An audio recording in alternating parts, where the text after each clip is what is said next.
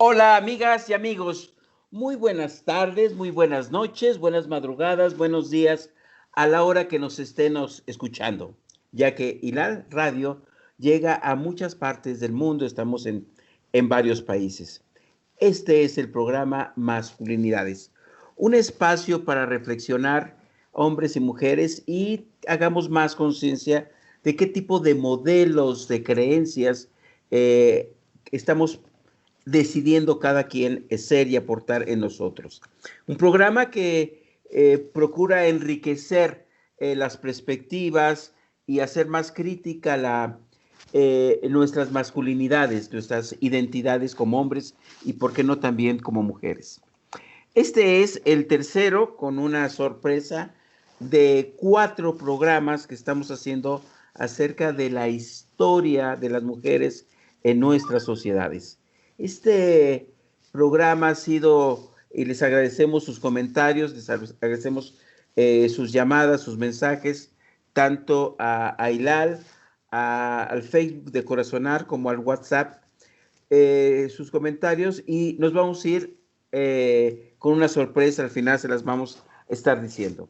Bienvenidas y bienvenidos. Vamos a apasionarnos, vamos a entrar a una reflexión profunda, amena, de esta historia de las mujeres.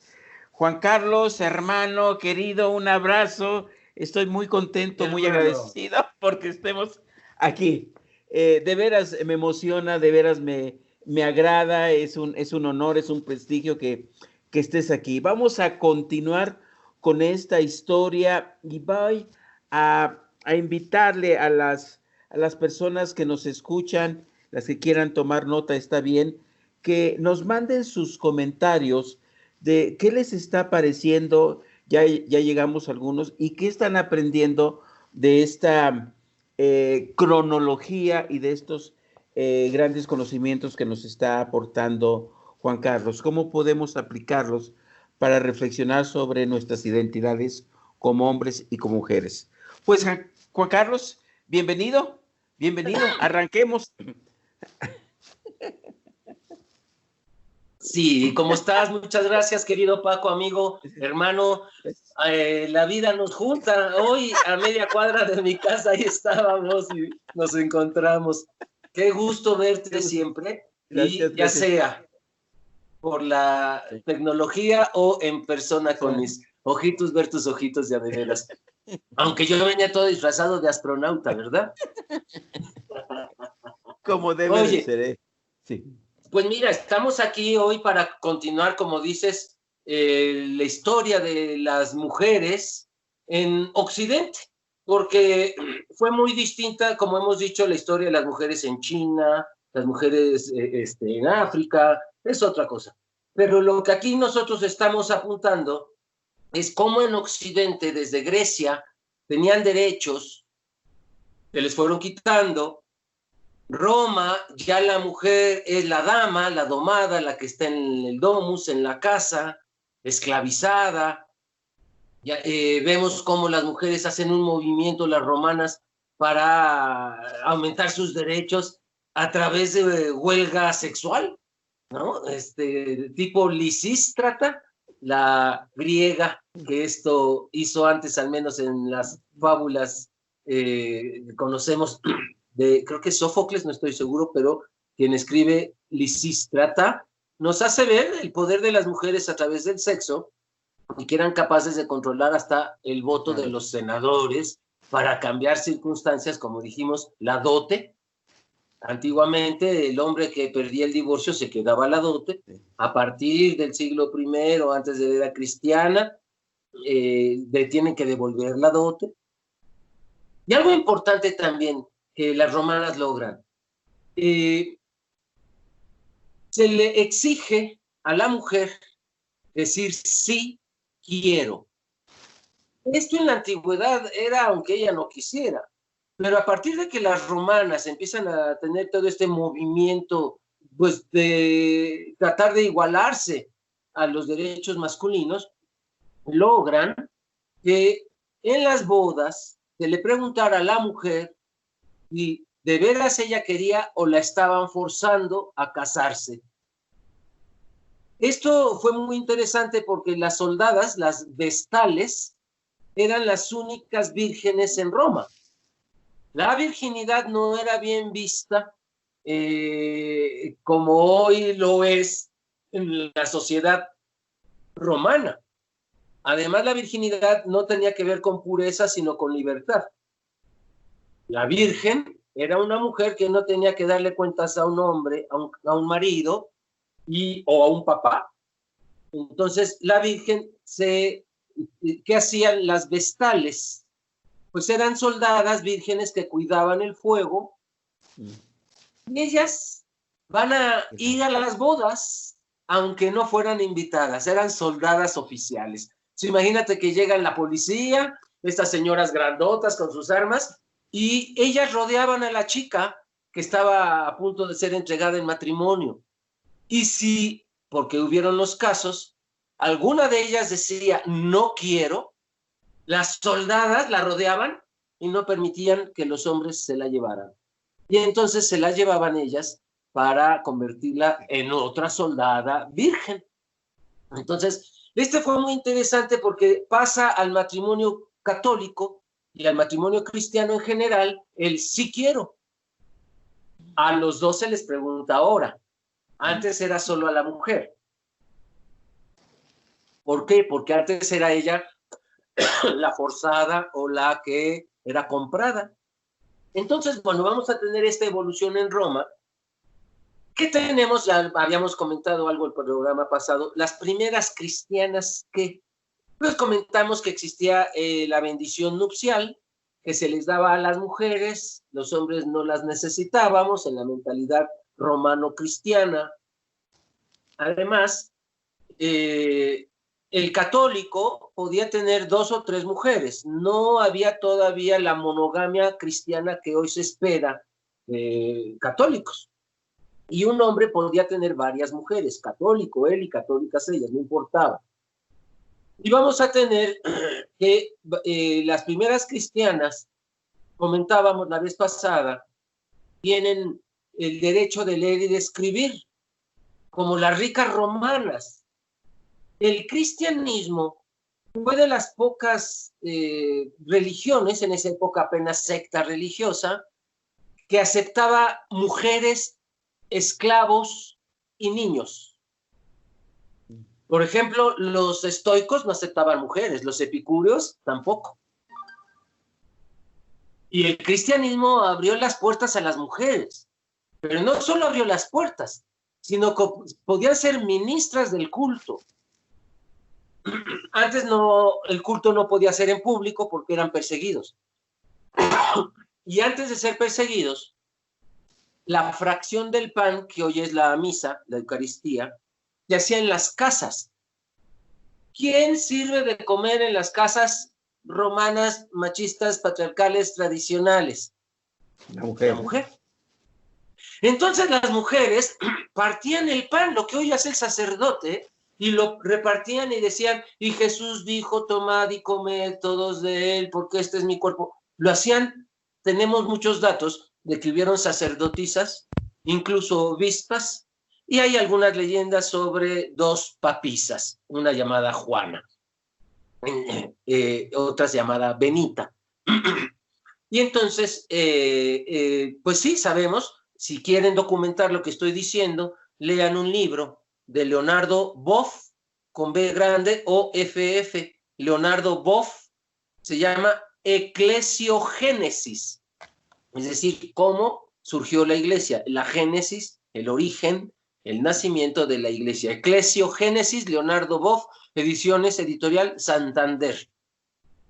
Y ahí Leonardo Boff tiene un capítulo sobre, pues, rescata del Nuevo Testamento, de las Biblias, un texto donde una mujer es elegida obispa de su comunidad. Los obispos no los nombraba el Papa, no existía el Papa todavía.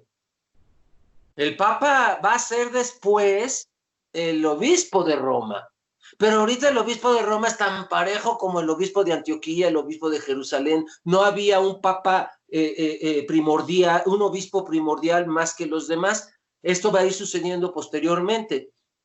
Y entonces sabemos que las comunidades eran democráticas.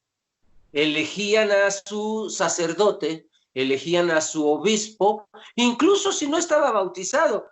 Te cuento, Paco, que San Ambrosio de Milán lo eligen obispo de Milán porque era un buen soldado, era un buen hombre pagano, romano, y pues quería a los cristianos, empatizaba con ellos, los defendía, y entonces la comunidad cristiana de Milán le pide que sea su obispo. Él, al aceptar, tuvo que bautizarse, hacer su primera comunión, confirmarse, se le ordenó sacerdote y se le ordenó obispo el mismo día, para que pudiera. ¿Por qué? No existía el sacramento de la confesión. Solo había un perdón de los pecados, el bautismo. Si después de bautizarte volvías a pecar, al infierno, como ibas. Y entonces mucha gente, ¿cómo se llamaba la escuela para que la gente se bautizara? Catecumenado. Y entonces mucha gente se quedaba como catecúmeno, o sea, hacía todos los estudios que requería la iglesia para el bautizo. En Occidente eran 3 años de catecumenado para bautizarse católico, en Oriente eran 5 años. Entonces hacían sus 3 años y se quedaban al final. ¿Y cuándo pedían el bautizo? En el lecho de muerte. De hecho, hay un dicho italiano que es: la carne per il diavolo, le ossa per Dio. La carne para el diablo, los huesitos para Dios. Ay, ya cuando me vaya a morir, me bautizo. ¿Ah? Hoy ya está la confesión para el difunto, antes de que se muera. No existía la confesión. El sacramento de la confesión se inventará hasta el siglo VI. Muy bien. Y entonces tenemos que la primera comunidad cristiana se desarrolla mucho como sus sociedades romana o griega en la que vivía. De hecho, hay una pareja de lesbianas santas y una pareja de santos gays, San Sergio y San Baco, mártires, canonizados las 4 personas en el año 304 después de Cristo, siglo IV.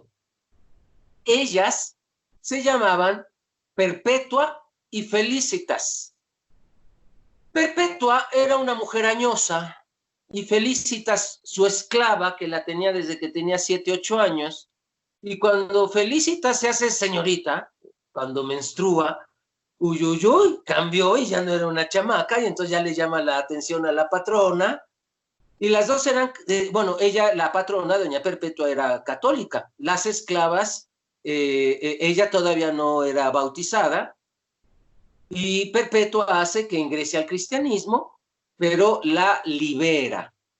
Los amos en Roma, los patrones, podían liberar a un esclavo o una esclava por buena voluntad, y se les llamaba libertos. Entonces, Felicitas se convierte en una liberta. Doña Perpetua le llevaba unos 25, 30 años de edad y se casa a la usanza romana. John Boswell tiene un libro que se llama Las bodas de la semejanza. En inglés se llama Same Sex Unions. Sería uniones del mismo sexo. Aquí le pusieron, ya sabes, hasta las películas le ponen el camión de mi compadre Filemón, aunque no tenga nada que ver. Y entonces le pusieron las bodas de la semejanza. Y allí John Boswell dice que Santa Felicitas y Santa Perpetua eran consideradas por su comunidad como mujeres buenas, casadas, y ahí viene el ritual para casar homosexuales y lesbianas católicos. En el apéndice de ese libro vienen los rituales que la iglesia primitiva utilizaba, y a base de estarlos leyendo más o menos me lo he ido memorizando, y dice algo así, mira, Paco, dice: oh Señor nuestro Dios, que hiciste toda la creación y le diste al ser humano la libertad de libre albedrío, y así como hiciste santas, si se iban a casar mujeres, tomaban como ejemplo a las 2 santas, a Santa Perpetua y a Santa Felicitas, no unidas por la naturaleza, sino por el amor que se tienen en tu Santo Espíritu. Te pedimos que bendigas a nuestra hermana fulana de tal, que se va a casar con nuestra hermana perengana de Abraham, no unidas por la naturaleza, sino por el amor que se tienen en tu Santo Espíritu. Concédeles vivir amándose todos los días de la vida, libres de escándalos y protegidas por la Santa Virgen María, porque para ti todo honor, toda gloria, por siempre, Señor. Mira, sí me la recordé casi, ahí con sus diferencias. Pero imagínate, había rituales católicos para casar gays y lesbianas. El mismo ritual se recitaba si eran hombres, nada más que se elegían, en vez de Santa Perpetua y Santa Felicitas, como sus santos modelos, era San Sergio y San Baco. Entonces la Iglesia Católica tuvo santos gays, tenía santas lesbianas. Los católicos de hoy ignoran la historia de su propia iglesia, ¿no? Como decía aquella señora, ¿verdad, Juan Carlos? Como dice la Biblia, a Dios rogando y con el mazo dando, ¿no? Y que, ay, chingazo, dice la Biblia, a ver, qué versículo y qué capítulo y en qué libro. Entonces, como no saben qué dice la Biblia, sus prejuicios se los atribuyen a la Biblia. Entonces, ¿qué tenemos? Pues que sí, tenemos dos mujeres santas, lesbianas y mártires. ¿Por qué? Porque resulta que doña Perpetua era una mujer muy rica en la Roma del siglo II de la era cristiana. Y entonces era invitada a todas las reuniones de la religión pagana. Entonces, cuando se veneraba a Venus, ella era invitada, cuando se veneraba a Júpiter, y cuando ella se hace cristiana, desaparece de la vida social romana. Y la gente empieza a preguntarse, porque el cristianismo era un delito.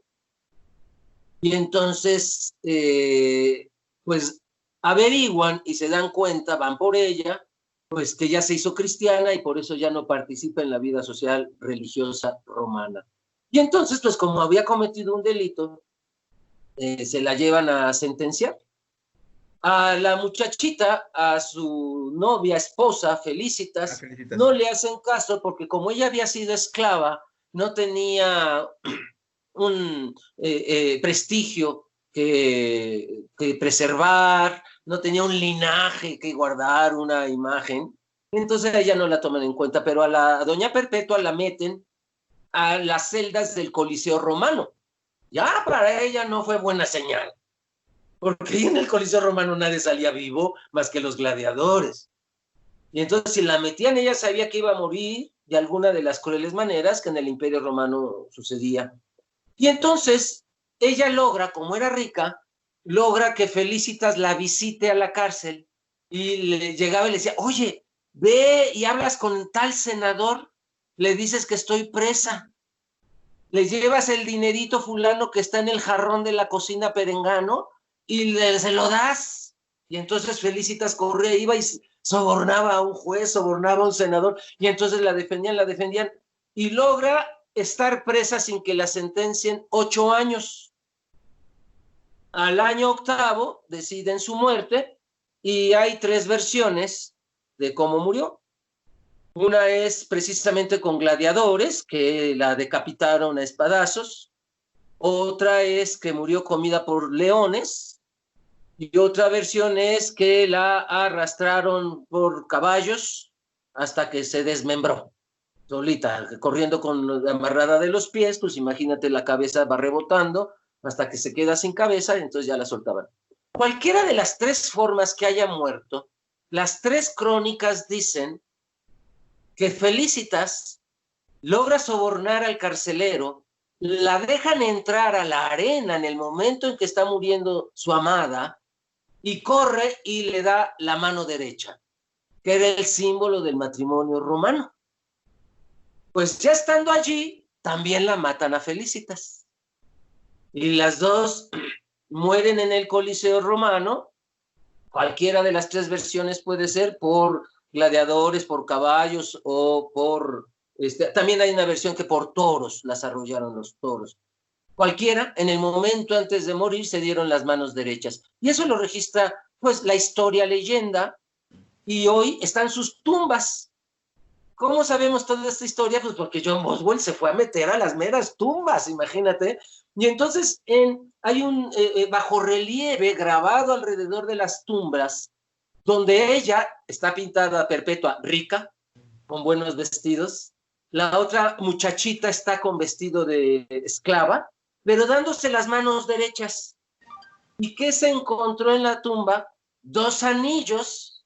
¿Te acuerdas que en Roma se usaba el yugus? Pues ellas también tuvieron su yugus, su anillo de matrimonio, y encontraron los 2 anillos. Y en los anillos, adentro dice el nombre de una, y en el otro dice el nombre de la otra. O sea, no hay duda de que estaban casadas, casadísimas y bien casadas. Y el cristianismo no hizo peros en canonizarlas. ¿Por qué? Mártir significa en griego testigo. Cuando alguien es testigo de la fe de en Jesucristo hasta la muerte, y entonces ya toma el concepto que hoy tenemos de testigo hasta la muerte, mártir, es santo y la iglesia ya no necesita un proceso de canonización. Hay un proceso que cuando es incuestionable que la persona murió por Jesús o vivió dando ejemplo como Jesús, se le llama santo súbito. Se le aplicó recientemente a Juan Pablo II. En el proceso de canonización. Juan Diego tardó 4 siglos. No, el dinero es el dinero. No, y entonces Juan Pablo II en unos meses ya era santo y el proceso se le llama santo súbito. Pues fíjate que a las lesbianas, católicas, Perpetua y Felicitas, estas 2 grandes mujeres, se les aplicó el proceso de santas súbito. Súbito es rápido. Y entonces ellas no se tuvo que hacer ningún proceso de canonización. Pero es importante algo, su lesbianismo no fue causa de que alguien se opusiera. Para el cristianismo primitivo, ser gay o lesbiana no era pecado. Esto después ya lo platicaremos, hablaremos otras 4 series de programas, Paquito, historia de la diversidad sexual, y ahí aparece cómo inventan el pecado de sodomía 5 siglos después de Cristo, San Jerónimo, que no venía así como lo conocemos en las Biblias. Las Biblias están retocadas. Por eso decía mi profesor del Antiguo Testamento, el padre Giovanni Odasso, cuando estudié en el Vaticano, traductore traditore, traductor traidor, traductore traditore. Si le cambiamos la U a la palabra traductor y le ponemos una I, en italiano y en latín dice traidor. Pues muchas veces el traductor, si no está de acuerdo con el autor, lo cambia. Y quienes leemos al traductor, creemos que el autor lo dijo. La gente jamás va a decir, San Jerónimo tradujo no sé qué. La gente dice, San Pablo dijo. Aunque hubiera sido un error de traducción de San Jerónimo, la gente dice, San Pablo dijo. Y peor aún, hay gente que dice, y Dios dijo. Claro, y podemos ver en muchas Biblias, según la versión, vemos al mismo versículo, dependiendo de la edición, pues hay cambios. Y a veces no es cualquier cosa cambiar una palabra por la otra. Y esto obedece a todos este tipo de situaciones, ¿no? Y de ahí ¿no? Sí, que se quiera hacer todo este tipo de interpretaciones. Así es que ser testigo y ser mártir es fundamental para ser canonizados, ¿no? Sí. Y entonces, pues tenemos que las mujeres católicas casadas corrían la misma suerte que la romana casada, ni modo. Solo obtuvieron un derecho con el cristianismo. No se vale matarlas. No se vale asesinar. Es pecado matar. Y esto para los romanos, ¿no? ¿Te acuerdas que lo vimos la vez pasada? Que podían matar a sus esposas. Uno de los beneficios que trae el cristianismo a las mujeres, aparte de la lectoescritura, para empezar, es el derecho a que el marido no las mate. Se aplicó algo que para mí a veces es peor, querido Paco, que se le llama en latino, italiano también, quedó dolce violenza. Violencia dulce. Y entonces al marido católico se le permitía torturar a su mujer, torturarla hasta punto de morir, curarla, volverla a torturar al punto de morir, segunda vez, curarla. Y a la tercera la dejaba vivir y le decía, ¿ya me vas a obedecer? Y entonces yo no sé si era mejor decir, ya mátala, ¿no? O la mujer a lo mejor hubiera dicho, ya mátame mejor. Pero como para los católicos matar es pecado, para los cristianos matar es pecado, pues no mataban a su esposa, pero le aplicaban unas torturas para que aprendiera a obedecer. Dice John Boswell que va a haber un problema en el cristianismo primitivo, como sucedió en Roma, y que va a durar hasta el siglo XII, que es que para que hubiera una dote de mucho dinero, los pobres buscaban muchachas ricas para enamorarlas, y el padre de la rica daba el dinero al novio pobre. Y entonces surgían matrimonios donde la mujer era la rica, la culta, la poderosa, la que tenía palancas, el hombre era el ignorante, el hombre era el grosero, el vulgar, pero la mujer se tenía que someter a él.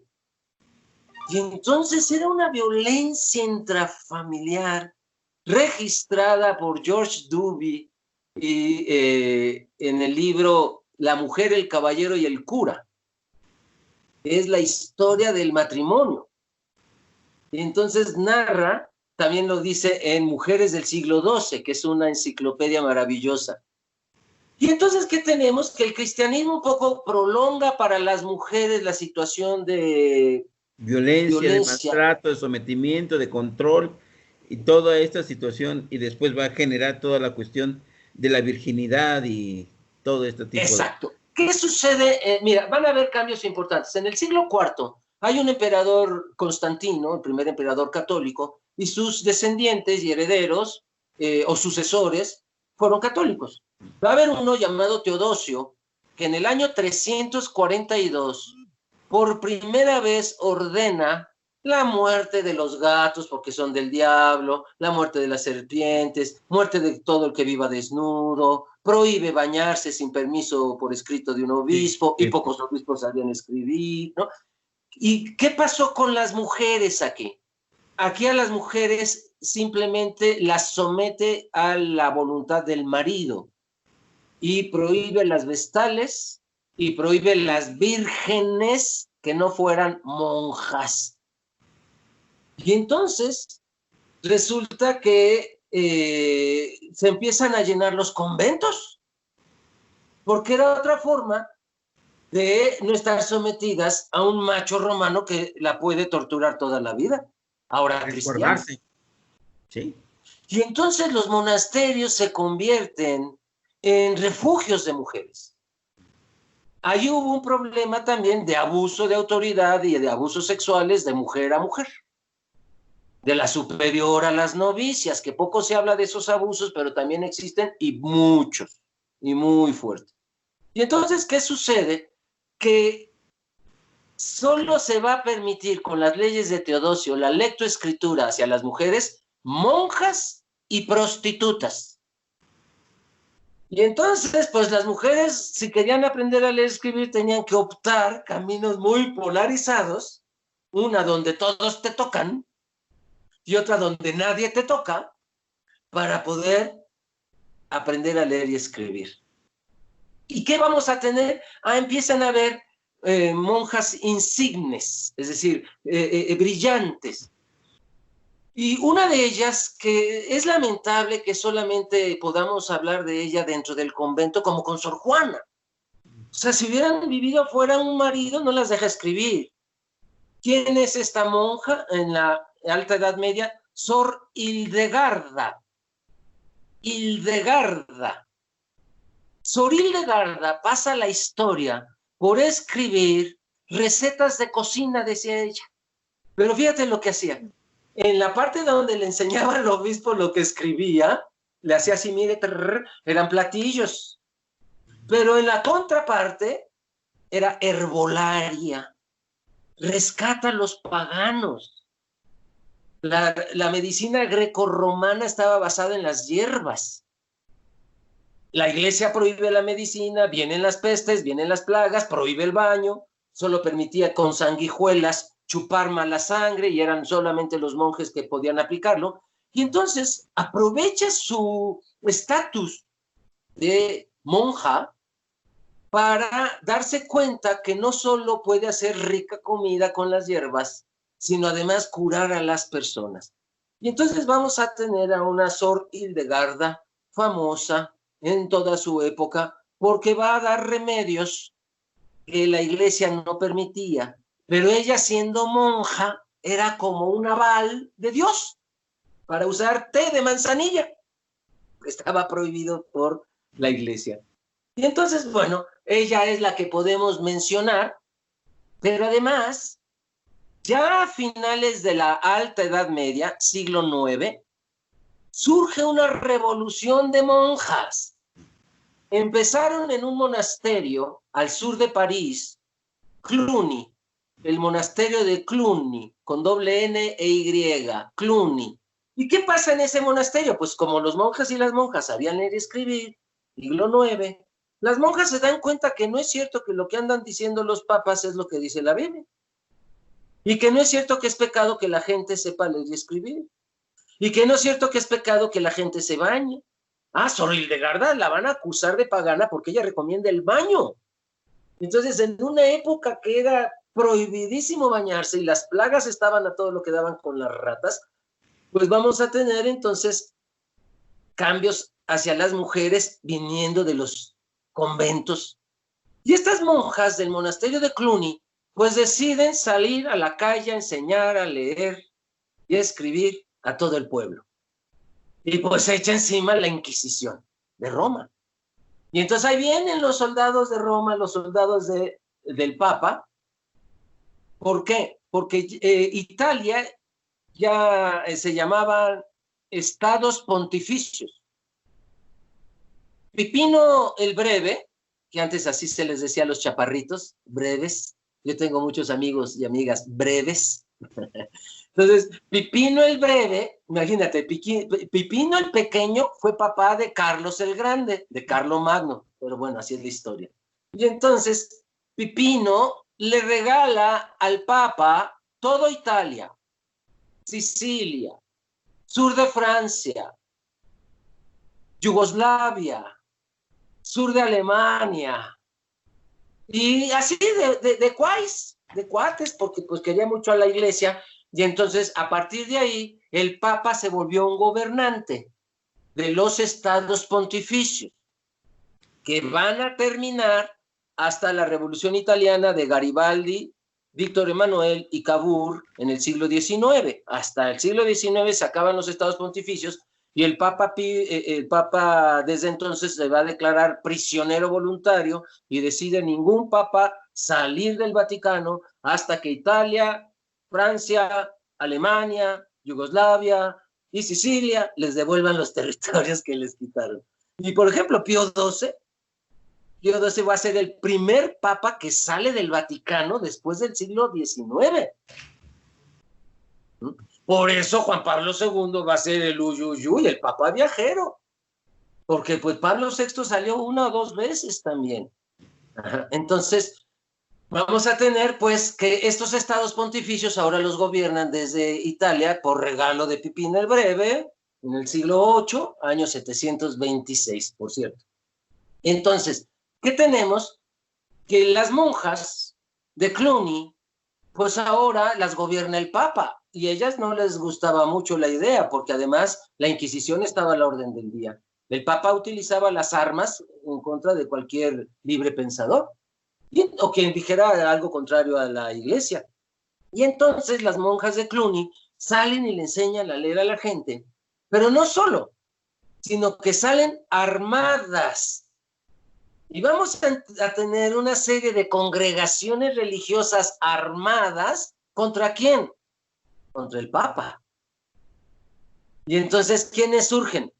La Compañía Militar de Jesús, los templarios armados, los cátaros armados. Entonces, estas monjitas de Cluny armadas. ¿Por qué? Porque sabían que el Papa les iba a mandar la Inquisición. Y el pueblo las empieza a apoyar. Y ya por ahí del siglo II, siglos después, 3 siglos después, la iglesia ya no está teniendo tanto poder. John Boswell documenta que del siglo IX al siglo XII, la iglesia perdió mucho poder y vuelve a surgir el paganismo. Por ejemplo, en este libro que cité de George Duby, de La mujer, el caballero y el cura, narra cómo eran las bodas en el siglo XI y XII en Europa. Volvieron a ser paganas. Y entonces los novios tenían que tener relaciones sexuales frente a los invitados. Allí desvirgaban a la novia para comprobar que sí era virgen. ¿Cuándo surge el mito de la virginidad? Cuando se dice que María es madre de Dios. Y si María era virgen, la virginidad se hizo divina para todas las católicas. ¿Cuándo fue esto? En el año 451 después de Cristo, en el concilio de Calcedonia, se declara a María Theotokos. Tokos es mamá, quien trabaja en hospitales sabe que Tokos es el área de partos. Theos, Dios. Theotokos, la mamá de Dios. Y como era virgen, pues la virginidad se empieza a hacer obligatoria para las mujeres no casadas que fueran católicas. Y entonces ya llevaban 6 siglos, 7 siglos donde las monjas tienen gran poder, son vírgenes, y ahora resulta que armadas, las de Cluny, liberan al pueblo de la ignorancia, y de repente John Boswell nos narra que las monjas empiezan a casar, que el superior de tal congregación se casa con la madre abadesa de tal otra, y también vuelve el matrimonio lésbico gay a la iglesia católica. 2 siglos se podían volver a casar hombre con hombre y mujer con mujer. Y en las bodas surge algo que va a acrecentar el machismo contra las mujeres. La iglesia se da cuenta que siguen teniendo relaciones sexuales durante la fiesta, porque imagínate ver tener sexo a los novios, pues como que se pegaba. Cupido pasaba lanzando flechas a todos los invitados y entonces la gente terminaba en orgía.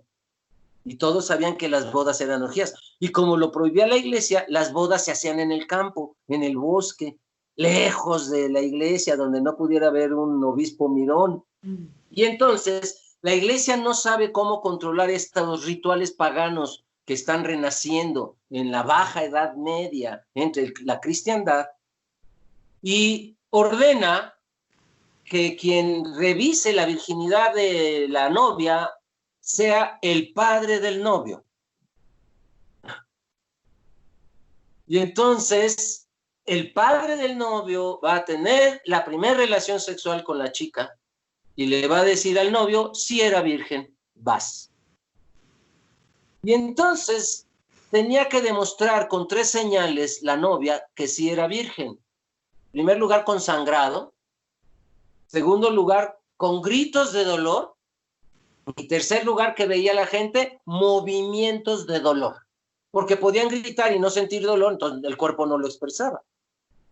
Y para sangrarse, las muchachas se movían violentamente para que le saliera tantita sangre, porque si no las apedreaban. Y entonces tenemos que a la iglesia se le ocurre en el siglo XII, como ahora es el papá el que está teniendo sexo y no detuvo la orgía que se desataba, dice: ahora es el párroco, el cura, el sacerdote, el que tiene que verificar la virginidad de la muchacha. Y entonces la violaban 2. Ahora el sacerdote se sumaba. Es a partir de ahí que a los sacerdotes les empezamos a llamar el padre. Interesante, ¿no? Porque tomó el lugar del padre del novio, que tenía que verificar la virginidad de la novia. Y entonces, como la iglesia pues ahora resultó peor, porque ahora el cura se sumaba a la orgía, entonces ordena que los matrimonios sean en el lugar más público del pueblo y que la consumación del matrimonio se haga entre los novios en privado. Y entonces el lugar más público del pueblo pues, era el cementerio, porque tú recordarás que junto a toda parroquia había un camposanto donde enterraban a los buenos católicos. Y entonces las bodas en el siglo XIII son en los cementerios. Digo yo, ay, vaya metáfora, ¿no? Y entonces, ya para finales del siglo XIII, la iglesia ordena que se hagan las bodas frente a la puerta de las iglesias.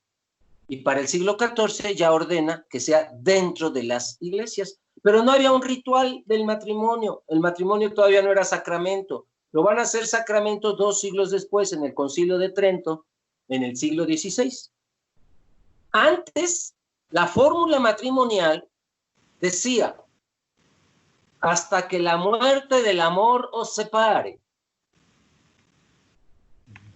Después del Concilio de Trento, cuando ya se inventa el rito matrimonial, el rito del sacramento del matrimonio, se va a retomar la frase más textual de la Biblia, que es hasta que la muerte os separe. A mí me parecía mucho más sano antes, Paco, porque muchas veces el amor ya puede haber muerto y no se tienen que morir ninguno de los dos para que ellos se separen. Muriendo el amor, entonces, ¿se puede separar? ¿Cómo? Si muere el amor, entonces es legítimo que se separen. Pero ya la iglesia con este tipo de aseveraciones marca que tiene que ser toda la vida. Y ahí está lo que yo creo que es el origen de lo que se dice ahora en la iglesia y también la parte civil con con estas lecturas que se hacían, ¿no? Se me va ahorita el nombre de la epístola de Melchor Ocampo, ¿no? Ah, o sea, sí, claro. Estás hablando de las raíces de esta situación porque el matrimonio da la impresión de que sale uno con carta factura.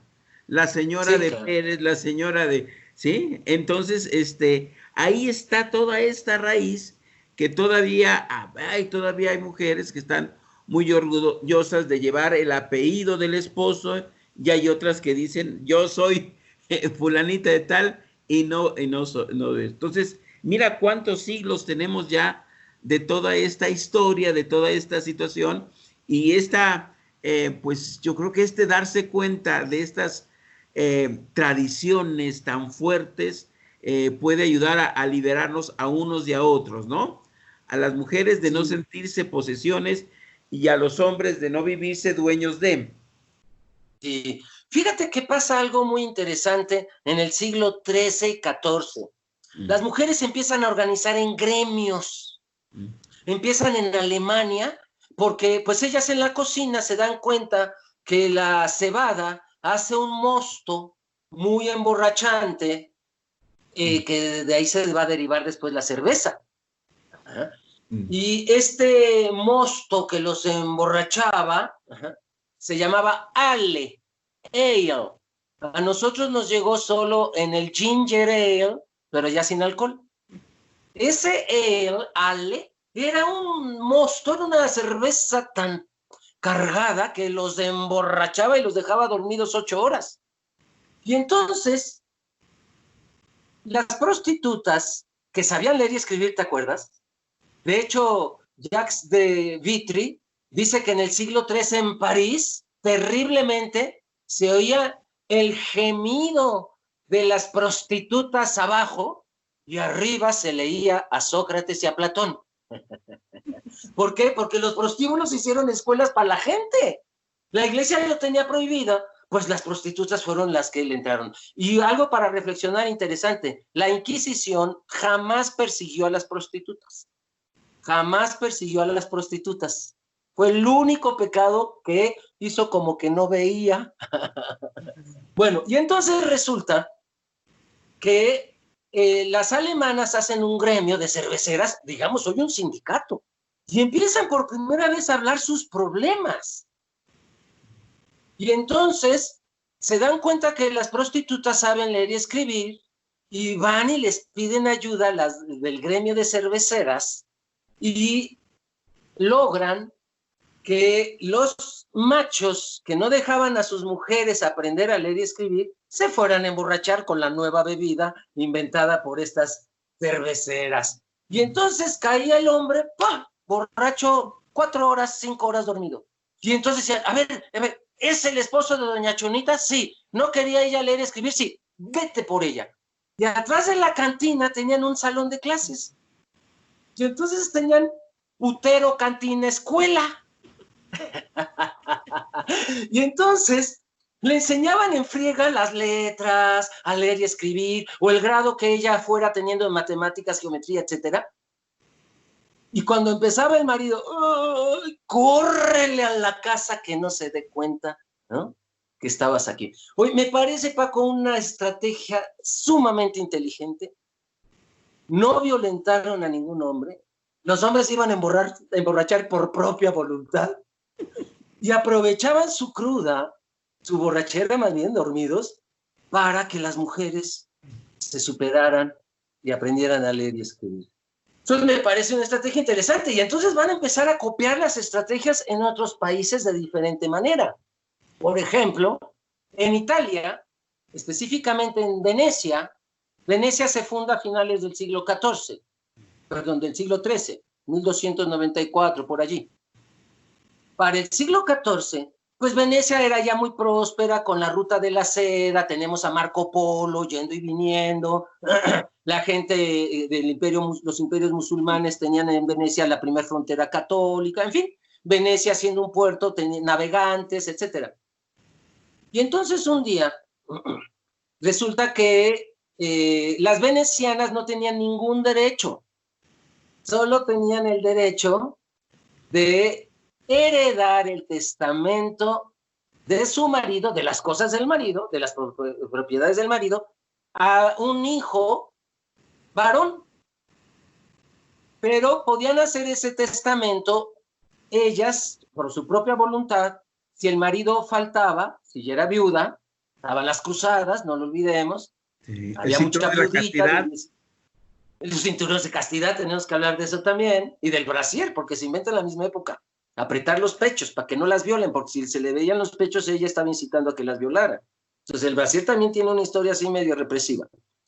Y entonces, una mujer apellidada Morosini dice, estando embarazada, porque tenía derecho de heredar los bienes del marido si estaba embarazada, y dice, si nace niña, le heredo el derecho que tiene su padre de leer y escribir. Entonces, usando el poco derecho que tenía, mete un gol. Nace niña y su hija es la primer veneciana que, sin ser monja ni prostituta, tiene derecho legal de aprender a leer y escribir. Y entonces, ¿qué sucedió? Todas las venecianas embarazadas, este pedacito de la ley las favorecía estando embarazadas, hacer un testamento que ellas eligieran de las propiedades del marido. Pero ya llegó otra que dijo, y le heredo el derecho también de ser propietaria si nace niña. Y ya llegó otra que dijo, y le heredo el derecho de ser guerrera y de ser, etcétera. Y entonces vamos a tener para el siglo XV y XVI muchas mujeres venecianas, cultas, famosas. Tenemos a Moderata Fonte, poeta, tenemos a Verónica Franco, que de ella tenemos que hablar mucho, es una puta decente. Ella dice que es una puta decente. O sea, también hay putas decentes, dice ella.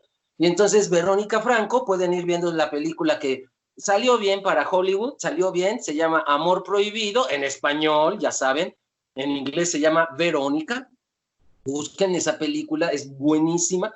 Y vamos a hablar de ella, cómo Venecia va a permitir un espacio muy grande para el desarrollo de las mujeres. Pero algo fatal pasó, Paco. Entró la Inquisición, ya lo veremos después. Vuelve a prohibir los derechos a las venecianas. Y una italiana tuvo que esperar 3 siglos más para poder volver a leer y escribir. Quienes crean que los derechos de las mujeres ya son cosa ganada, no seamos ilusos. No seamos ilusos.